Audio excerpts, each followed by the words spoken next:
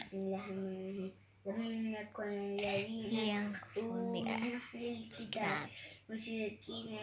منفكين حتى تأتيهم رسول من الله يتلو صحفا مطهرة فيها كتب قيمة وما تفرق الذين أوتوا إلا من بعد ما جاءتهم البينة وما أمروا إلا ليعبدوا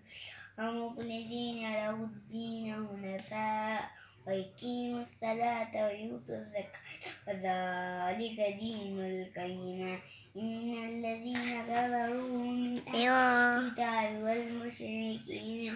نار جهنم خالدين فيها أولئك هم خير البرية جزاؤهم عند ربهم جنات تجري من تحتها الأنهار خالدين فيها أبدا رضي الله عنهم ورضوا عنه ذلك لمن خشي ربه.